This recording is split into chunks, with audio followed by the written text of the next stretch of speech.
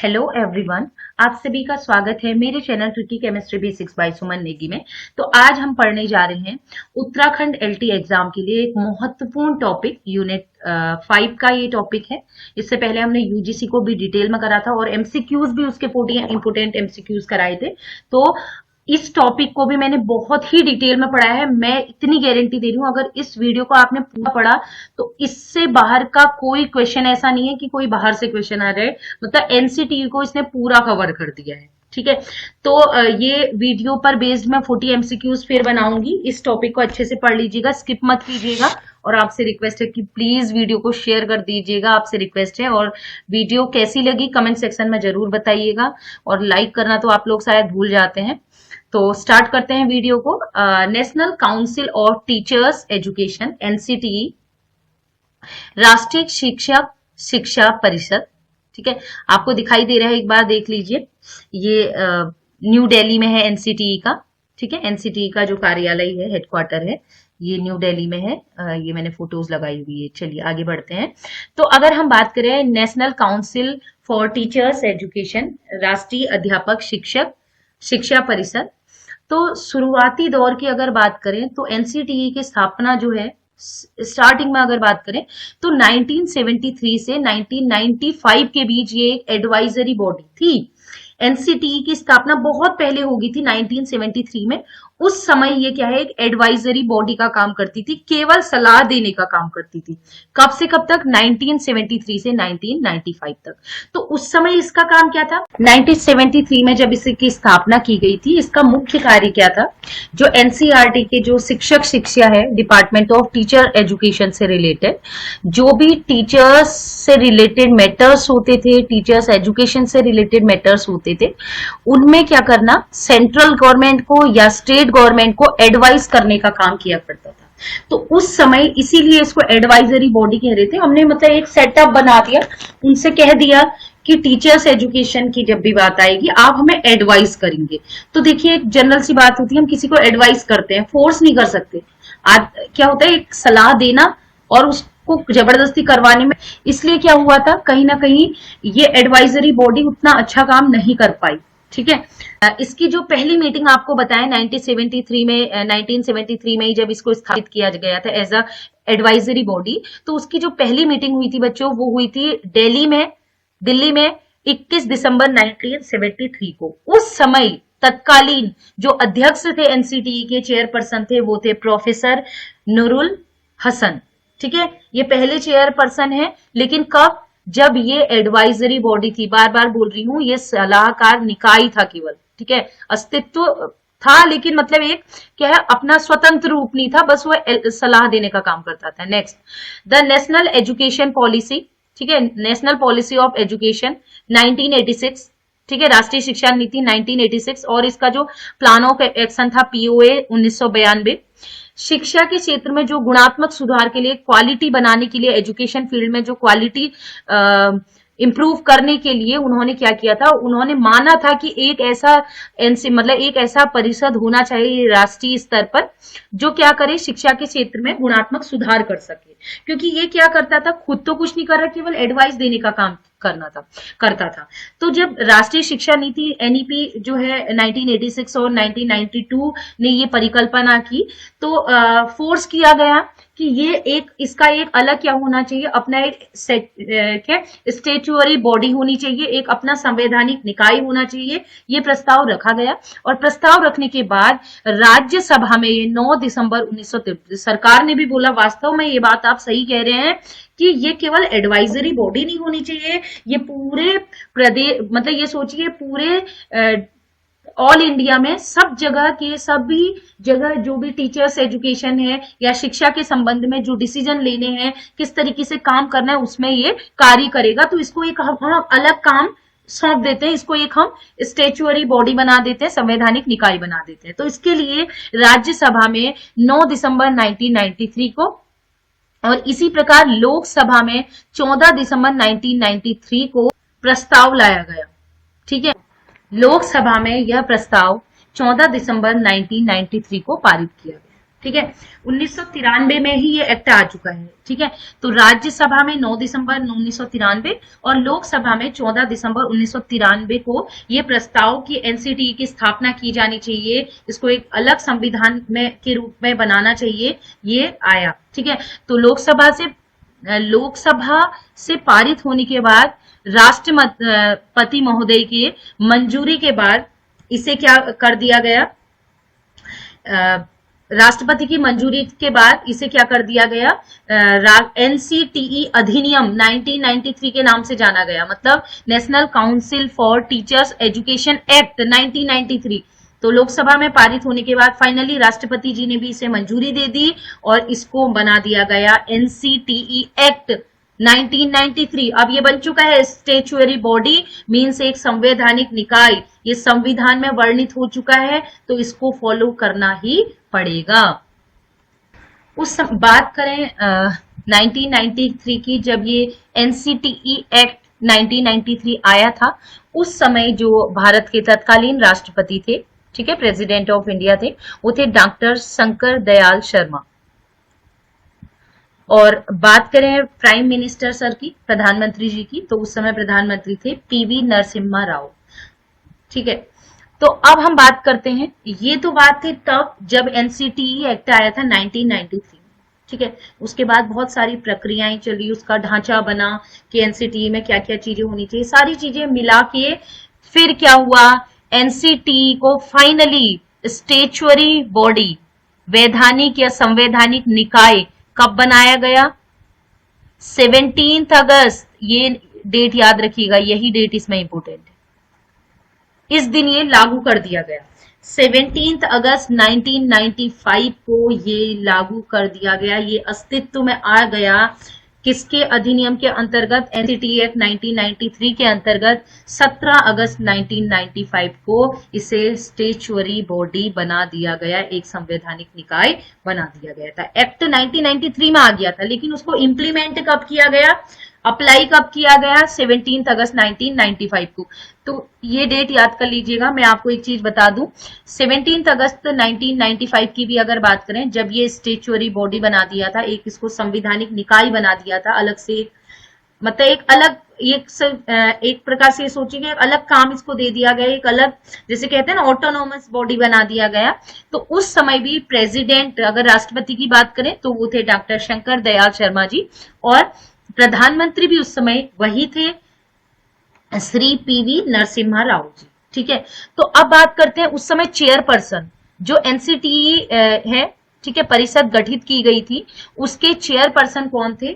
1995 में जब इसको एनसीटीई अस्तित्व में आया, इसको इम्प्लीमेंट कर दिया गया, ठीक है, लागू कर दिया गया, तो उस समय तत्कालीन चेयरपर्सन, उसके अध्यक्ष थे एनसीटीई के डॉक्टर जगमोहन सिंह राजपूत, जेएस राजपूत भी कह सकते हैं। ठीक है। और अगर वर्तमान की बात करें, देखिए चेयरपर्सन इंपोर्टेंट है, वाइस चेयरपर्सन भी होते हैं, लेकिन वो उतना ज्यादा इंपोर्टेंट नहीं है, यहाँ पर भूमिका है चेयरपर्सन की सबसे ज्यादा। और अगर प्रेजेंट की बात करें, वर्तमान की बात करें, तो वर्तमान चेयरपर्सन, वर्तमान अध्यक्ष हैं प्रोफेसर योगेश सिंह, 2024 में इस समय। ठीक है। इस समय वर्तमान चेयरपर्सन की बात करें तो एक इंपोर्टेंट पद होता है एक मेंबर जो कि सेक्रेटरी होते हैं। ठीक है। इसके वो है वर्तमान में मिस केसांग वाई शेरपा, जो कि आईआरएस है। ठीक है। इसके अलावा बात की जाती है financial support to NCTE. NCTE को जो फाइनेंशियल सपोर्ट है, वित्तीय सहायता कौन प्रदान करता है, तो क्योंकि ये गवर्नमेंट बॉडी है, ठीक है, सरकारी निकाय है, इसलिए इसको मिनिस्ट्री ऑफ एजुकेशन, जिसे पहले एमएचआरडी कहते थे, ministry of human resource development, MHRD क्या करती है, वित्तीय सहायता प्रदान करती है। और लास्ट पॉइंट है बच्चों इसी में, मोटो इसका क्या है, आदर्श वाक्य, तो इसका है गुरु गुरुतमो धामा, मतलब गुरु सभी गुरुओं में उत्तम है और ये क्या है, धाम के समान है। देखिए ये चीजें नोटिस करने वाली होती है, वैसे मैं ये नहीं बताना चाह रही थी। आप देखिएगा जो इसका जो एनसीटीई का कार्यालय हेडक्वार्टर, उसमें देखिए लिखा हुआ है। ठीक है। ठीक है। इसमें दिखाई दे रहा है 2 हाथ बने हुए हैं। ठीक है। ये क्या कर रहे हैं, 2 हाथ बने हुए हैं। इसमें क्या लिखा हुआ है, गुरु गुरुतमो धामा। ठीक है। तो ये इसका है आदर्श वाक्य, मैंने बता दिया, गुरुओं में उत्तम है और ये धाम के समान है, इसका अर्थ है। अब बात करते हैं स्ट्रक्चर की। ठीक है, स्ट्रक्चर क्या है, संरचना क्या है एनसीटी की। तो इसकी संरचना के जो मेन पॉइंट्स है बच्चों मैंने वो बताया हुआ है। संरचना में अगर बात करें तो इसमें एक चेयरपर्सन रहता है, जो अभी कौन है, प्रोफेसर योगेश सिंह। ठीक है, और इसी प्रकार वाइस चेयरपर्सन का पद होता है एक। वर्तमान में जो हमने जानकारी इकट्ठा की उसके अकॉर्डिंग ये क्या है, अभी पद रिक्त है। ये आई थिंक जैसे गवर्नमेंट ऑर्गेनाइजेशन में होता है प्रभार में होगा ये पद, मे बी उन्हीं के पास हो सकता है, चेयरपर्सन जी के पास। ठीक है, ठीक है, प्रोफेसर योगेश जी के पास।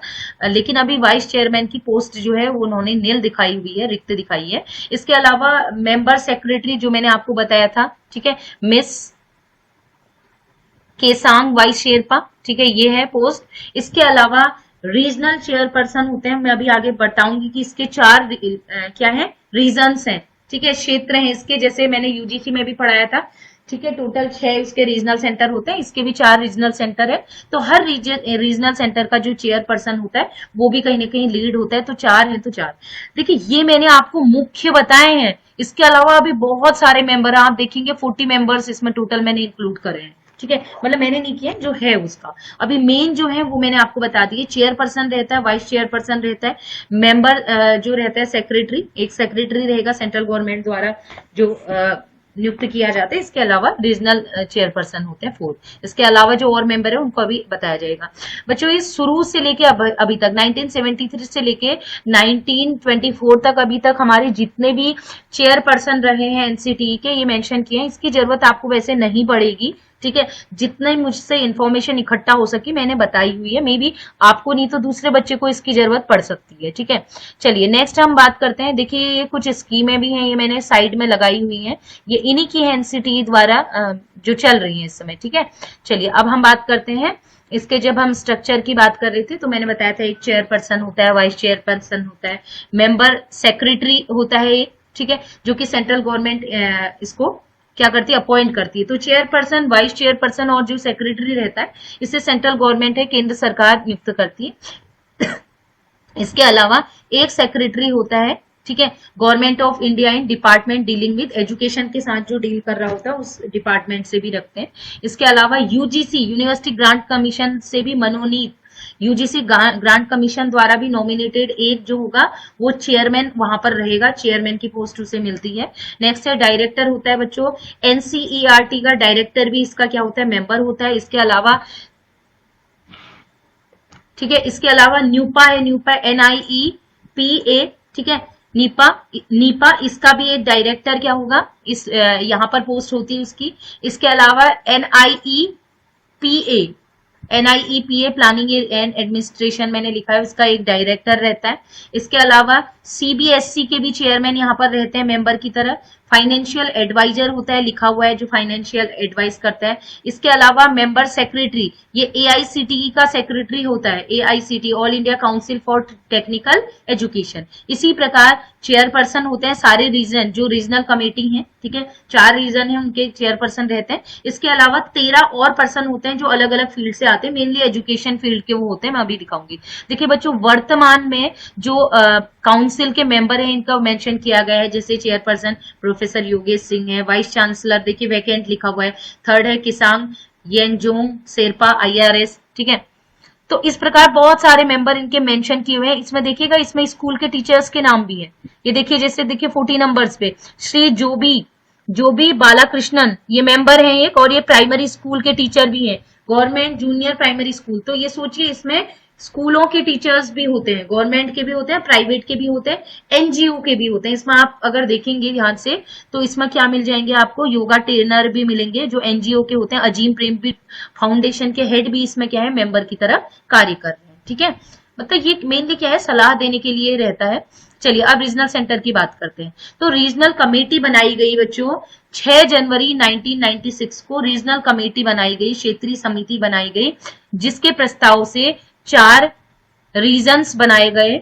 एक होता है बच्चों नॉर्दर्न रीजन, ठीक है, जिसका मुख्यालय जयपुर में है। इसी प्रकार ईस्टर्न रीजन, ठीक है, पूर्वी क्षेत्र जो है उसका कार्यालय हेडक्वार्टर है भुवनेश्वर।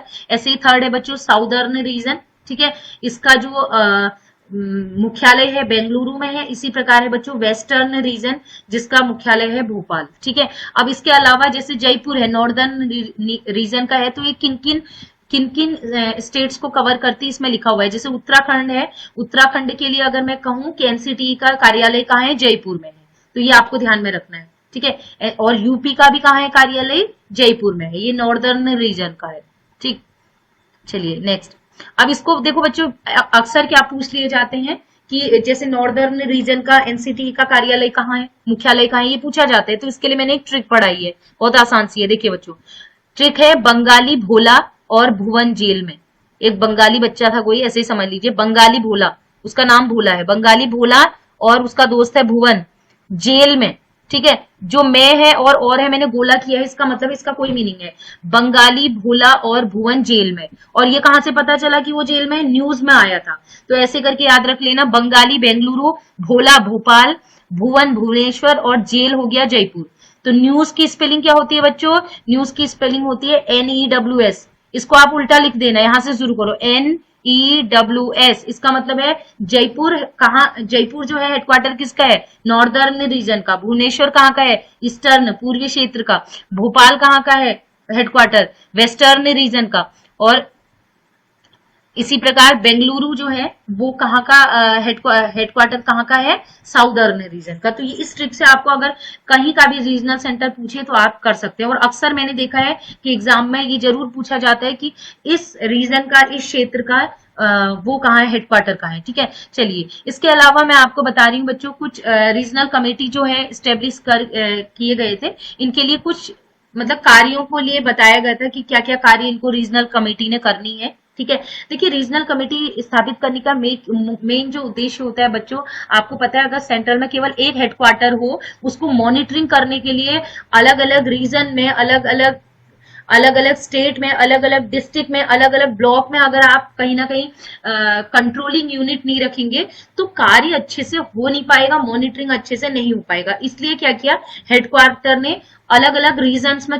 तोड़ दिया, 4 रीजन्स उसने सेट किए कि आप रिपोर्ट बना के हमें दोगे और सारी रिपोर्ट अलग अपने अपने रीजन्स की रिपोर्ट बना के हमें देंगे। ठीक है, तो उसमें सेक्शन 14 है बच्चों, मैं सेक्शन सारे पढ़ाऊंगी अभी आपको एनसीटीई के। ठीक है, तो सेक्शन 14 जो है, सेक्शन 14 में ये क्या कहता है, जो पाठ्यक्रम है, ठीक है, पाठ्यक्रम ये लिखा है, recognition of institution offering course for training in teachers. अगर कोई कोचिंग इंस्टीट्यूट, कोचिंग इंस्टीट्यूट नहीं, कोई इंस्टीट्यूट है, कोई कॉलेज है, अगर टीचर्स ट्रेनिंग वो प्रोवाइड करा रहे हैं तो उसकी मान्यता से संबंधित जो बातें हैं वो सेक्शन 14 में है। ऐसे सेक्शन 15 की बात करें तो मान्यता प्राप्त जो संस्थान होते हैं, ठीक है, ये लिखा हुआ है परमिशन फॉर न्यू कोर्स और ट्रेनिंग बाय रिकॉग्नाइज। अगर मान्यता मिल चुकी है, 14 सेक्शन 14 में उनको मान्यता मिल गई थी, अब वो अपना एक कोई ट्रेनिंग कोर्स या अपना कोई पर्टिकुलर कोर्स है, पाठ्यक्रम लॉन्च करना चाह रहे, तो उसकी परमिशन उसको सेक्शन 15 के अंतर्गत वर्णित किया गया है, तो किस प्रकार करना है। इसी प्रकार बच्चों सेक्शन 17 कहता है contravention of provision of act and consequences. ठीक है, अधिनियम के जो एनसीटी एक्ट 1993 है, इसके क्या प्रावधान है और उल्लंघन करने पर क्या परिणाम हो सकते हैं और उल्लंघन करने पर क्या आपको दंड दिया जा सकता है, सेक्शन 17 में वर्णित है। अब बात करते हैं बहुत ही इंपोर्टेंट चीज कि एनसीटी के ऑब्जेक्टिव्स क्या है, उद्देश्य क्या है। पहली बात है बच्चों regulation, to regulate the establishment, recognition and accreditation of teachers education institution and program across the country ensuring they adhere to prescribed standard and norms। ये कह रहा है पूरे देश में, रीजन भी स्टेब्लिश किए थे ना, तो पूरे देश में जो शिक्षा संस्थान है, ऐसे संस्थान जो है जहां टीचर्स एजुकेशन की बात की जाती है, तो वहां क्या है, वहां कार्यक्रम, उनकी मान्यता, प्रत्यानयन, इन सभी को कंट्रोलिंग करने का काम है। और क्या क्या मानदंड, क्या क्या स्टैंडर्ड, क्या क्या नॉर्म्स बनाए जाएंगे, वो क्या क्या नॉर्म्स होने चाहिए, वो सब रेगुलेट करता है एनसीटी। इसके अलावा ये उद्देश्य। नेक्स्ट है क्वालिटी एश्योरेंस, कहीं ना कहीं गुणवत्ता अगर बनाए रखनी है, कहते हैं ना जैसे प्राइमरी का टीचर है उसके लिए अलग अलग क्राइटेरिया है, अगर सेकेंडरी का टीचर्स है उसके लिए अलग क्राइटेरिया है, जूनियर हाई स्कूल के लिए अलग क्राइटेरिया है, एलटी का अलग क्राइटेरिया है, लेक्चरर का अलग क्राइटेरिया है, डिग्री कॉलेज का अलग क्राइटेरिया है। तो एनसीटीई जो होती है बच्चों, वो कहीं ना कहीं क्या करता है, क्वालिटी को एश्योर करना है, क्वालिटी को एश्योर करना है, चाहे वो पाठ्यक्रम से रिलेटेड हो, बुनियादी ढांचा हो, या फिर टीचर्स ट्रेनिंग की बात की जाए, या जो भी स्टैंडर्ड है टीचर्स की क्या क्वालिफिकेशन होना चाहिए, हर एक चीज के लिए क्वालिटी एश्योर करने का उद्देश्य इसका है। ठीक है। नेक्स्ट है बच्चों करिकुलम डेवलपमेंट। नेक्स्ट है पाठ्यचर्या विकास। तो एक उद्देश्य जो एनसीटी बनाई गई वो ये भी था कि कहीं ना कहीं करिकुलम, अगर जैसे ये बनाए गए एनसीटी की स्थापना की गई है, तो ये साथ साथ में ये भी देखेगा तो करिकुलम किस तरीके से डेवलप किया जाए, टीचर्स एजुकेशन से रिलेटेड जो भी हम करिकुलम बनाते हैं वो किस तरीके से बनाया जाए कि वो तत्कालीन जैसे मॉडर्न अप्रोच के अकॉर्डिंग बनाया जाए, या जो पहले चला रहा उसके अकॉर्डिंग बनाया जाए, क्या प्रथाएं चल रही, सब चीज में बीच बीच में चेंजेस भी किए जाते हैं। ठीक है। तो ये उनका उद्देश्य रहा कि एनसीटी इसलिए स्थापित किया जाना चाहिए। नेक्स्ट है बच्चों प्रोफेशनल डेवलपमेंट। प्रोफेशनल डेवलपमेंट तो है ही, देखिए आज से अगर मैं बात करूं 50 साल पहले या 25 साल पहले, आज की बात करें, और आज से ये सोचो फ्यूचर की बात करें 20-25 साल बाद, एनसीटी के रूल ये नहीं रहेंगे, बदलते जाएंगे। तो कहीं ना कहीं प्रोफेशनली अगर डेवलपमेंट करना है, दक्षताएं बढ़ानी है, टीचर्स में नॉलेज स्किल डेवलप करने हैं, तो कहीं ना कहीं और सेमिनार्स और ये करने हैं। तो ये इसके लिए क्या है, एनसीटी की इसीलिए स्थापना की गई थी, प्रोफेशनल डेवलपमेंट। इसके अलावा पॉलिसी एडवाइस, ठीक है, नीतिगत जो भी सलाह होती है उसके लिए भी, जैसे टीचर्स एजुकेशन से रिलेटेड जो भी नीतियां बनेंगी, इसके अलावा उनको कैसे इंप्रूव किया जाए टीचर्स एजुकेशन को, तो एक प्रकार से पॉलिसी एडवाइस के लिए, सलाह देने के लिए भी एनसीटी की स्थापना की गई थी। नेक्स्ट है बच्चों कोलेब्रेशन एंड नेटवर्किंग। ठीक है। शिक्षक शिक्षा संस्थानों के बीच सहयोग, ठीक है, जितने भी टीचर्स एजुकेशन प्रोवाइड जो कर रहे हैं ऐसे इंस्टीट्यूशन, उनके बीच सहयोग, इंटरनेशनल लेवल पे भी, यही नहीं कि इंडिया की बात करें नेशनल लेवल पे ही नहीं, स्टेट लेवल पे ही नहीं, बल्कि इंटरनेशनल लेवल पे भी कहीं ना कहीं क्या है, अपने नेटवर्क को बढ़ाना और एक दूसरे के हेल्प करना और साझेदारी को बढ़ावा देना, ये भी एक उद्देश्य रहा। एक्सेस एंड इक्विटी की बात कर रहे हैं। ठीक है। To promote access to quality teachers education for all. ठीक है। कोशिश की जा रही, इसका एक उद्देश्य एनसीटी की ज्यादा से ज्यादा जगह पर, ठीक है, सभी के लिए एजुकेशन फॉर ऑल, सभी सभी टीचर्स के लिए क्वालिटी एजुकेशन उनको प्राप्त हो सके, उनको एक्सेस हो सके, आसानी से उनको प्राप्त हो सके, और सबके लिए इक्वेलिटी हो, इंक्लूसिविटी हो। तो ये भी इनका एक उद्देश्य था। इसके अलावा कंटिन्यूअस इंप्रूवमेंट, वो तो है आज कल और फ्यूचर में हर बार चेंज होगा, तो उसी को कंटिन्यूअस कहीं ना कहीं इंप्रूवमेंट करने के लिए भी एनसीटी की स्थापना की गई थी। अगर एनसीटी की स्थापना नहीं की जाती तो आज जो हम, जैसे हमने पहले था बीटीसी होता था, उसके बाद डीएलएड कर दिया, फिर कुछ टाइम बाद बीएड आ गया है, तो ये चीजें पहले नहीं होती थी। तो एनसीटी की स्थापना नहीं की जाती तो ये एनसीटी अपने हिसाब से डिसीजन लेने में असमर्थ होता। तो अब बात करते हैं बच्चों बहुत ही important function of NCT, NCT के कार्य। पहला पॉइंट है regulation and accreditation. NCT regulate the establishment, recognition and accreditation of teachers education institution and program to ensure quality standard and maintain. ठीक है। तो इसका एक जो महत्वपूर्ण कार्य वो है विनिमय, ठीक है, रेगुलेशन एंड प्रत्यानयन, एक्रीडिएशन। तो एनसीटीवी क्या करता है, एनसीटी क्या करता है, गुणवत्ता मानकों को बनाए रखने के लिए क्या करता है, मान्यता भी देगा और मान्यता को कंट्रोल भी करता है, जांच भी होती है। ठीक है। एक्रीडिएशन, प्रत्यायन, ठीक है, ये क्या करते हैं, बीच बीच में क्या करता है, मान्यता को कंट्रोल करना है कि सही मान्यता मिली है नहीं मिली है, जांचें भी होती हैं, जो टीचर्स एजुकेशन प्रोवाइड कर रहे हैं उनकी जांचें भी होती हैं। तो ये काम भी क्या होता है, एनसीटी का है महत्वपूर्ण काम। नेक्स्ट है बच्चों करिकुलम डेवलपमेंट। अभी मैंने बताया था कि एनसीटी का एक वो बहुत ही महत्वपूर्ण कार्य है कि जो टीचर्स एजुकेशन है उसमें क्या करिकुलम होना चाहिए, वो वर्तमान के हिसाब से, मॉडर्न अप्रोच से, समकालीन शैक्षिक आवश्यकताओं के आधार पर, इसके अलावा वर्तमान में क्या है और फ्यूचर कैसा होगा उसके अकॉर्डिंग सोचते हुए करिकुलम डेवलपमेंट में भी एक मुख्य रोल अदा करता है क्या, एनसीटी। ठीक है। तो आप देखेंगे कि आज से लगभग 10 या 15 साल पहले जो कोर्स था, लेकिन आज के कोर्स में कुछ चीजें नई ऐड होगी। उसका रीजन है कि जो आवश्यकता है उसके अकॉर्डिंग करिकुलम बनाया जाता है, पाठ्यचर्या। नेक्स्ट है बच्चों सेटिंग स्टैंडर्ड। ये तो है ही, देखिए हर कॉलेज को, ठीक है, हर कॉलेज टीचर्स एजुकेशन प्रोवाइड नहीं कर सकता, क्योंकि हर कॉलेज के लिए एनसीटीई ने स्टैंडर्ड सेट कर दिया है कि अगर वो कॉलेज उस मानदंड के आधार पर कार्य करता है, उस स्टैंडर्ड के अकॉर्डिंग, उस नॉर्म्स के अकॉर्डिंग, नियम के अनुसार वो कार्य करता है, तो डेफिनेटली उसको मान्यता भी मिल रही है, मान्यता मिलेगी और उसके अकॉर्डिंग कार्य करेगा तो उसके मान्यता को बढ़ाया जाएगा, अदरवाइज मान्यता रद्द की जा सकती है। जैसे उसमें आ जाते हैं बच्चों टीचर स्टूडेंट, ये टीचर्स प्यूपिल टीचर्स रेशियो, इसको पीटीआर रेशियो, पीटीआर भी बोलते हैं, पीपल टीचर रेशियो, नहीं तो आरटीई भी कहता है। ठीक है, आरटीई भी कहता है। आप मुझे बताएंगे, मैंने आरटीई पढ़ाया था, बहुत ही अच्छे से पढ़ाया था, मुझे बताएंगे कि क्लास 1 से लेके 5 तक पीटीआर रेशियो आरटीई के अकॉर्डिंग क्या है, और 6 टू 8 के लिए पीटीआर रेशियो, 6 टू 8 क्लास के लिए पीटीआर रेशियो, प्यूपिल टीचर रेशियो, छात्र शिक्षक अनुपात क्या है, आरटीई में वर्णित है किसी धारा में। आप मुझे ये भी बताएंगे किस धारा में वर्णित है, किस सेक्शन में, और कितना रेशियो होता है। अगर जिस बच्चे ने पढ़ा होगा डेफिनेटली बताया, मैंने बहुत ही अच्छे से पढ़ाया हुआ है आरटी। नेक्स्ट है बच्चों रिसर्च एंड डेवलपमेंट। एनसीटीई का नेक्स्ट कार्य होता है बच्चों, ये रिसर्च और डेवलपमेंट में हेल्प करता है। मींस जैसे जैसे नई टेक्निक, ये क्या करता है, टीचर्स एजुकेशन जो होती है, एनसीटीई जो है वो टीचर्स एजुकेशन में जो रिसर्चेस करते हैं, इसके अलावा जो इनोवेटिव आइडियाज है उनको क्या है, बढ़ावा देता है। ठीक है, और इससे क्या हो जो जैसे ट्रेनिंग दी जाती है टीचर्स को, क्यों दी जाती है, ताकि क्या हो, गुणवत्ता को हम बढ़ा सके। नई प्रौद्योगिकी, आजकल एआई टूल आ गए हैं, ठीक है, चैट जीपीटी यूज कर रहे हैं, एआई टूल यूज कर रहे हैं, तो कहीं ना कहीं न्यू टेक्निक्स आप यूज कर रहे हैं, टीएलएम यूज कर रहे हैं, तो ये टीचर्स जो उसकी स्किल्स हैं, ठीक है, इसके अलावा क्वालिटी है उसको इम्प्रूव, क्योंकि आपको पता है टीचर्स की क्वालिटी बढ़ेगी तो डेफिनेटली जो हमारा एजुकेशन फील्ड है, चाहे वो बच्चों के लिए जो हम पढ़ा रहे हैं, उसमें भी इंप्रूवमेंट डेफिनेटली आएगा। नेक्स्ट है बच्चों पॉलिसी फॉर्मुलेशन। नीति का निर्माण भी कार्य क्या होता है, जो अलग अलग नीतियां बनती रहती है टाइम टू टाइम, वो क्या होता है, वो भी किसके अंडर में आता है, एनसीटीई के अकॉर्डिंग रहता है। हमारी जो भी गवर्नमेंट पॉलिसी आएंगी, ठीक है, वो किसके द्वारा, एनसीटीई द्वारा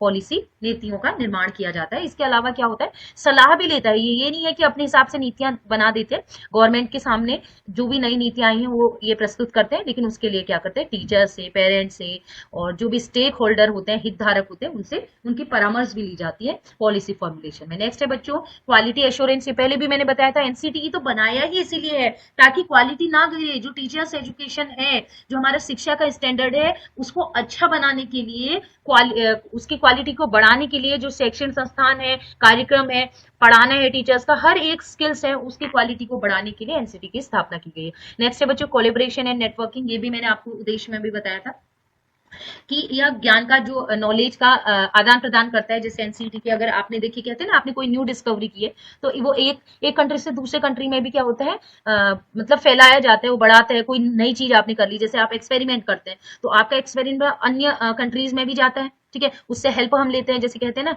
यहाँ जैसे कोरोना का वैक्सीन हुआ था, ठीक है, इन्वेंशन उसका हुआ था, खोज उसकी हुई थी, तो वो दूसरी जगह भी कहीं ना कहीं अन्य कंट्री में भी जरूरत पड़ेगी तो लेंगे, तो कहीं कोलेबोरेशन और नेटवर्किंग यही कहता है कि अन्य कंट्री में भी इसकी जरूरत पड़ेगी तो हम हेल्प लेंगे, और इससे क्या होगा, नेटवर्किंग को बढ़ावा मिलता है। ठीक है, नेक्स्ट है बच्चों रिसर्च एंड इनोवेशन। ठीक है, अनुसंधान और नवाचार, मैंने पहले भी बताया हुआ था कि इसका मुख्य कार्य जो है एनसीटीई का, कि कहीं ना कहीं टीचर्स को प्रमोट करना, ठीक है, इसके अलावा नए नए रिसर्च करना, और ताकि उस रिसर्च का यूज किया जा सके शिक्षक शिक्षा में, और इसके अलावा नवाचार जो इनोवेटिव आइडियाज हैं उनको इम्प्लीमेंट किया जा सके। तो अनुसंधान जो रिसर्चेस हैं और इसके अलावा इनोवेशन है, उसको बढ़ावा देना भी एक कार्य है एनसीटीई का। नेक्स्ट है बच्चों ट्रेनिंग। ट्रेनिंग हमारा नेक्स्ट पॉइंट है। तो इसमें आपको पता है कि ट्रेनिंग करानी बहुत जरूरी होती है बच्चों। जैसे आपको पता है, pre primary level, primary level, junior high school, माध्यमिक शिक्षा, और जो सीनियर सेकेंडरी, मतलब जो कहते हैं उच्चतर माध्यमिक शिक्षा होता है, सभी के लिए आपको पता है, जैसे किसी के लिए एनटीटी मांगते हैं, एक लेवल होता है उसमें डीएलएड मांगा जाता है, बीटीसी मांगा जाता है, एलटी मांगा जाता है, टीईटी मांगा जाता है। ये क्राइटेरिया जो सेट किए गए हैं, ठीक है, इसका रीजन यही है कि हर लेवल पर बच्चे की नीड अलग होती है, तो उस हिसाब से टीचर्स एजुकेशन प्रोवाइड की जाए। इसके अलावा जो करेस्पॉन्डेंस है, पत्राचार और डिस्टेंस एजुकेशन है, वो भी कहीं ना कहीं हमें ट्रेनिंग भी प्रोवाइड कराना क्या है, एनसीटीई का एक कार्य है, अलग अलग लेवल के अकॉर्डिंग। ठीक है, तो इस तरीके से कार्य थे, आप समझ तो गए, इसका पूरा उद्देश्य जो है वो टीचर से रिलेटेड है। अब हम बात करते हैं बच्चों ऑर्गेनाइजेशन। इसका ऑर्गेनाइजेशन क्या है, एक बार मैं बता चुकी हूँ। इसका संगठनात्मक संरचना क्या है। तो सबसे पहले हम बात करें तो एक हेड ऑफ काउंसिल होता है, ठीक है, एक परिषद होता है, उसका हेड ऑफ काउंसिल रहता है, परिषद का प्रमुख रहता है जो चेयरपर्सन होता है। इसके अलावा एग्जीक्यूटिव कमेटी होती है इनकी, एक तो हेडक्वार्टर होगा दिल्ली में, इसके अलावा इनकी एक इसके अंदर क्या होगा, चेयरपर्सन होता है हेड काउंसिल का। इसके अलावा एग्जीक्यूटिव जो कार्य करने वाली कार्यों कामों को करने वाली, जो भी इसके फंक्शन दिए उसको करने के लिए एक कमेटी बनाई जाती है। इसके अलावा बच्चों रीजनल कमेटीज भी हैं इनकी, 4 इनकी रीजनल कमेटी है, नॉर्दर्न, ईस्टर्न, साउदर्न और वेस्टर्न। ठीक है, उत्तरी, पूर्वी, दक्षिण और पश्चिमी क्षेत्रीय समितियां भी है। इसके अलावा इनकी अपील कमेटी भी रहती है। ठीक है, अपील के लिए जो होती है। नेक्स्ट इसके अलावा होती है निरीक्षण। मैंने आपको बोला था कि केवल ये नहीं कि स्टैंडर्ड बना देगा ना, कि हमने मान्यता दे दी, बीच बीच में क्या होती है, टीम आती है गवर्नमेंट से, सेंट्रल गवर्नमेंट से, एनसीटी से, वो क्या करती है, इंस्पेक्शन भी करती है ऐसे कॉलेजेस का जहाँ टीचर्स एजुकेशन इंप्लीमेंट हुआ है। ठीक है, इसके अलावा विजिटिंग कमेटी होती है। तो ये कुछ स्ट्रक्चरल ऑर्गेनाइजेशन था कि क्या क्या एनसीटी के अंदर कमेटी रहती है। अब क्या चैलेंजेस हैं आज के अकॉर्डिंग, देखिए कि क्या चैलेंज है, क्या इनिशिएटिव्स हैं, क्या चुनौतियां हैं, क्या पहल है। तो इसमें एक है ensuring maintenance of teachers education. इसका काम क्या है, एक तो टीचर्स एजुकेशन का जो स्टैंडर्ड है उसको मेंटेन करना है। इसके अलावा जो ऐसे इंस्टीट्यूशन है जिन्होंने मान्यता तो प्राप्त कर ली लेकिन क्या है, वो अच्छे नहीं है, घटिया है, तो उनको भी क्या करना, एड्रेस करना, उनको ढूंढना। नेक्स्ट है बच्चों implementing national curriculum framework for teachers education. इसका नेक्स्ट जो चैलेंजेस है या जो पहल है, नई इनिशिएटिव अगर हम कहें, ठीक है, तो वो है NCFTE 2009। इम्प्लीमेंट इसने किया था, शिक्षक शिक्षा के लिए राष्ट्रीय पाठ्यचर्या की रूपरेखा को इसने लागू किया था। टीचर्स एजुकेशन के लिए इसने क्या किया था, एक करिकुलम फ्रेमवर्क निकाला था जो 2009 में आया था। NCFTE 2009, ये मैं अलग से पढ़ाऊंगी। ठीक है, काफी चीजें इसमें हैं, तो ये वीडियो काफी लेंदी हो जाती है क्योंकि ऑलरेडी हो चुकी है। लेकिन ये है कि हमने अगर एनसीटी पढ़ रहे हैं तो सब कुछ आना चाहिए आपको उससे रिलेटेड ना, क्वेश्चन तो कुछ भी पूछ सकते हैं, जिस लेवल का सिलेबस दिया है तो आपको आना ही चाहिए। तो एनसीएफटी में नेक्स्ट उसमें बताऊंगी। नेक्स्ट है बच्चों प्रमोटिंग इनोवेटिव टीचिंग मेथडोलॉजी। ठीक है, इसके अलावा इसका क्या है, पहल क्या है कि इसका काम क्या है, प्रमोट करना, जो नई इनोवेटिव टीचिंग मेथडोलॉजी आ रही है उनको प्रमोट करना है। नेक्स्ट है enhancing teacher capacity throughout training and development, training दे के टीचर्स की कैपेसिटी को डेवलप करना है। नेक्स्ट है NCTE एक्ट 1993, राष्ट्रीय अध्यापक शिक्षा परिषद अधिनियम 1993 के जो एक्ट है, उस एक्ट में, ठीक है, टोटल 7 चैप्टर्स हैं, आपको याद रखना है, 7 अध्याय हैं। ठीक है, उन अध्याय में कुछ सेक्शन दिए हैं, टोटल जो हमें पढ़ने हैं वो 34 सेक्शन है। तो आप याद रखिएगा कितने हैं अध्याय, कितने हैं, 7। एनसीटीई 1993 में 7 अध्याय हैं और कितने सेक्शन हैं, कितनी धाराएं हैं, 34 धाराएं। तो एक एक करके मैं आपको फटाफट इनको बता देती हूँ, इनमें से भी चीजें क्वेश्चन पूछी जाती है कई बार। ठीक है, तो पहला है बच्चों चैप्टर फर्स्ट की अगर बात करें तो चैप्टर फर्स्ट में प्रिलिमिनरी है, प्रारंभिक चीजें, जैसे इसका टाइटल के बारे में बताया गया है, नॉर्मल। ठीक है, ठीक है, तो इसमें 2 धाराएं हैं, सेक्शन 1 और 2, जिसमें इसके टाइटल और इसके डेफिनेशन के बारे में बताया गया है, परिभाषा। नेक्स्ट है बच्चों चैप्टर 2 अध्याय 2, इसमें स्टेब्लिशमेंट और काउंसिल, परिषद की स्थापना के बारे में बात की गई है। इसमें सेक्शन है, सेक्शन 3 से 11 तक, इसमें हम अलग अलग चीजों को पढ़ेंगे जिसमें सारे का सारा काउंसिल की स्टेब्लिशमेंट, स्थापना के बारे में बात की गई है। नेक्स्ट है बच्चों चैप्टर 3, इसमें काउंसिल के फंक्शन की बात की गई है, इंपोर्टेंट है। तो फंक्शन ऑफ काउंसिल, परिषद के कार्य, चैप्टर 3 में अध्याय 3 में बताया गया है, जिसमें सेक्शन 12 और 13, 12 और 13 में ये परिषद के क्या कार्य होंगे उनका वर्णन किया गया है। इसके अलावा चैप्टर 4 में अध्याय 4 में जो recognition of teachers education institution है, जो शिक्षक शिक्षण वाले जो संस्थान होते हैं जहां टीचर्स एजुकेशन संचालित होती है, उनकी मान्यता से संबंधित जो संपूर्ण जानकारी है वो अध्याय 4 में वर्णित है, जिसमें धाराएं हैं 14 से 18। ठीक है, नेक्स्ट है चैप्टर 5 जिसे अध्याय 5 कहते हैं। इसमें बॉडीज ऑफ काउंसिल, ये जो परिषद है उसके जो निकाय है, निकाय की बात की गई है और इसको हम पढ़ते हैं सेक्शन 19 से 21 की। ठीक है, इसी प्रकार है चैप्टर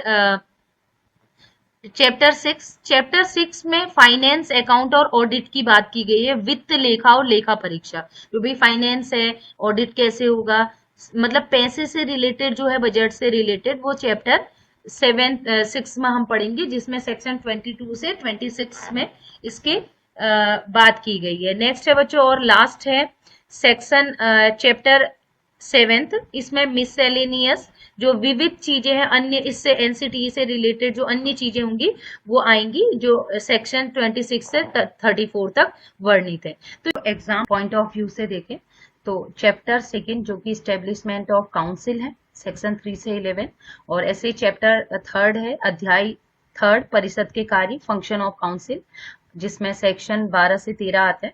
और इसी प्रकार चैप्टर फोर्थ, ठीक है, अध्याय 4, जिसमें रिकॉग्निशन की बात की जाती, मान्यता की बात की जाती, शिक्षक शिक्षण संस्थानों की। तो ये तीन बहुत इंपॉर्टेंट है, इनको ध्यान दीजिएगा। अब इसमें जो इंपॉर्टेंट सेक्शन है अब बताऊंगी, ठीक है। नेक्स्ट है बच्चों, ये में हमने अध्याय 7 अध्याय जो है इसके बारे में बता दिया। अब हम जो इम्पोर्टेंट सेक्शन है उनको मैं आपको बता देती हूँ, ठीक है।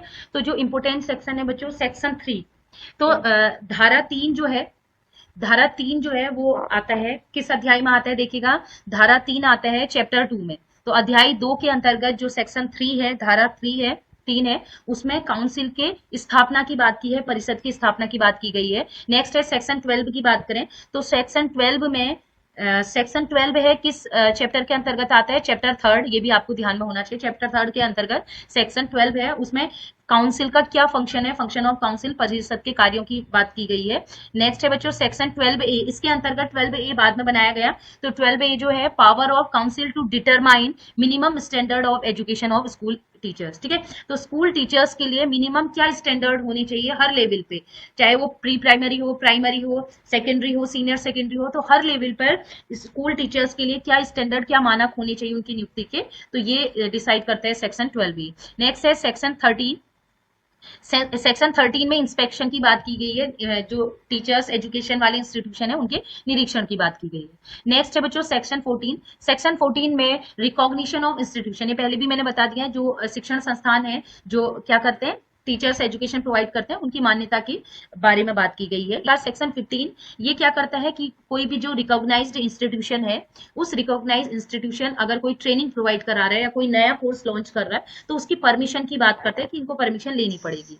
इसी प्रकार सेक्शन 16 कहता है कि affiliated body to grant affiliation after recognition permission by council, ठीक है। सेक्शन 16 कहता है कि परिषद द्वारा मान्यता या अनुमति के बाद संबद्ध प्रदान करने के लिए संबद्ध निकाय, ठीक है, ठीक है, affiliated body to grant affiliation, ठीक है, ये एफिलिएशन की बात करता है, ठीक है, कि काउंसिल जो है वो परमिट करेगी इनको एफिलिएट करने के लिए, ठीक है, संबद्धता प्रदान करने के लिए, ठीक है। तो ये आएगा सेक्शन 16 में, जिसमें हम संबद्धता की बात करेंगे, ठीक है, इन इंस्टीट्यूशन की। नेक्स्ट है बच्चों सेक्शन 17, इसमें contravention of provision of act and consequences thereof, ये कहता है सेक्शन 17 धारा 17 कहता है कि अधिनियम के प्रावधान जो एनसीटीए एक्ट 1993 है, इसके प्रावधान का उल्लंघन अगर किया जाएगा तो उसके क्या परिणाम होंगे, या उल्लंघन करने पर क्या मतलब पनिशमेंट मिलेगा, ठीक है। नेक्स्ट है सेक्शन 19 धारा 19, इसमें जो एग्जीक्यूटिव कमिटी है, जो कार्यकारी समिति होती है, इसकी वर्णन किया गया है कि मतलब स्ट्रक्चर कैसे होगा, क्या कार्य करेगी, हर एक चीज, ठीक है। सेक्शन 20 में जो है वो सेक्शन 20 जो है रीजनल कमेटी की बात करता है कि रीजनल कमेटी की स्टेब्लिशमेंट किया जाएगा, स्टेब्लिश किया जाएगा और क्या क्या उनके कार्य रहेंगे, तो धारा 20 में। इसी प्रकार लास्ट इंपोर्टेंट धारा सेक्शन 21 जो कि कहता है power to terminate the regional committee, अगर कोई ऐसी आपने गलती कर दी या कुछ ऐसी मतलब कोई भी अगर दिक्कत है या कोई भी चीज अगर आप नहीं रखना चाहते हैं तो इन रीजनल कमेटी, जो हमारी 4 रीजनल कमेटी बनी है, उनमें से किसी को भी आप समाप्त करने की शक्ति है, ये सेक्शन 21 में वर्णित किया गया है। इसलिए वर्णित कर दिया जाता है ताकि फ्यूचर में अगर कभी ऐसा किया जाए तो कोई उसका अपोज ना कर सके। तो सेक्शन 21 कहता है कि हम रीजनल कमेटी को टर्मिनेट भी कर सकते हैं, उनकी शक्ति समाप्त भी कर सकते हैं। At last NCTE recognized programme, NCTE द्वारा जो टीचर्स एजुकेशन के लिए जो भी प्रोग्राम चलाए जाते हैं, कुछ मेंशन मैंने किए हुए हैं, आप पूरा देख लीजिएगा, शॉर्ट में मैं बता देती हूँ।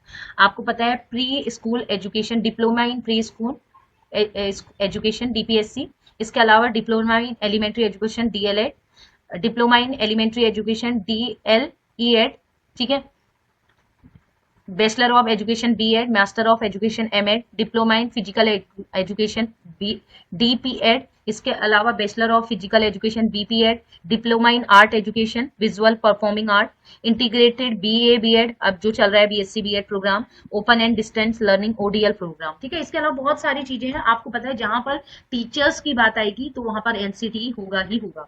टीचर्स की, चाहे वो कोर्सेज की बात करें, उनकी स्किल डेवलप की बात करें, ट्रेनिंग की बात करें, अपॉइंटमेंट की बात करें, हर एक चीज जहां पर टीचर आएगा, ठीक है, स्कूल टीचर्स की बात होगी, वहां पर एनसीटी होगा ही होगा। ठीक है, तो प्रोग्राम रिकॉग्नाइज्ड, ये इसमें डिटेल में दे रखा है, आप देख सकते हैं।